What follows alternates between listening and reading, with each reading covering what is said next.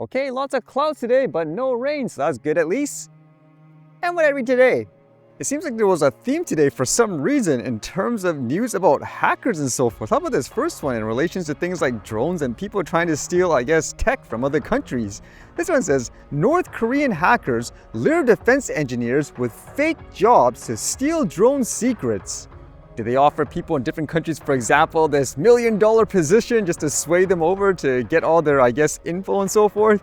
It says threat actors with ties to North Korea have been attributed to a new wave of attacks targeting European companies active in the defense industry as part of a long-running campaign known as Operation Dream Job. Some of these companies are heavily involved in the unmanned aerial vehicle sector, suggesting that the operation may be linked to North Korea's current efforts to scale up its drone program. It's assessed that the end goal of the campaign is to plunder proprietary information and manufacturing know-how using malware families such as Scoring Math T and Mispen. The Slovak cybersecurity company said it observed the campaign starting in late March 2025. So from this, it sounds like it's all about exploiting computer vulnerabilities anyways, just suckering people to open up applications that are fake and so forth. I guess that's expected overall, although at the same time, I don't think I've ever really heard of any North Korean drones that's a big player in any single way per se. Then again, if this is all true and so forth, maybe out of nowhere, you'll see all these North Korean companies and so forth. And in terms of drone innovation, how about this one? I've heard of those small mosquito drones. This one isn't as small, but they're calling it like a moth drone. And what's the big deal here? This one says, moth-like drone navigates autonomously without AI. Researchers at the University of Cincinnati are developing a drone with flapping wings that can locate and hover around a moving light like a moth to a flame. UC College of Engineering and Applied Science assistant professor Sama Asa and his aerospace engineering students are interested in these unusual drones because of their highly efficient flight, which can be scaled down for use in covert surveillance. Moths have the incredible ability to hover in place or even fly backward. They automatically make fine adjustments to compensate for wind or obstacle to remain stationary or follow a moving object. And with all that, they say these systems allow for drone navigation in real time without complex calculations, global positioning equipment, or artificial intelligence by simply making constant adjustments to control inputs such as the number of flaps per second. Flapper drones control roll, pitch, and yaw by flapping the wings independently, but this independent flapping is too fast for the naked eye to observe. Instead, the wings look like the blur of a hummingbird wings. It says our simulations show that extremum seeking control can naturally reproduce a stable hovering behavior seen in insects without AI or complex models, said Augury, the study's lead author. It's a simple feedback, model-free, and real-time principle that could explain how these small creatures achieve such agility with very limited brain power. Well, it's good to see innovation, I guess. In general, it's better than just staying with the same thing over and over again where you just want to make something bigger, faster, for example, because in these ways, if you find different ways to do something, you might find it's more efficient. And there was a lot of people talking about this, where I guess the Prime Minister here apparently made some kind of an announcement that the Canada and US relations will never be the same, like it's over, for example, so negotiations failed. Canada's trade increased by over 400% during that period, and our economy doubled in size. But this decades-long process of an ever closer economic relationship with the United States is now over.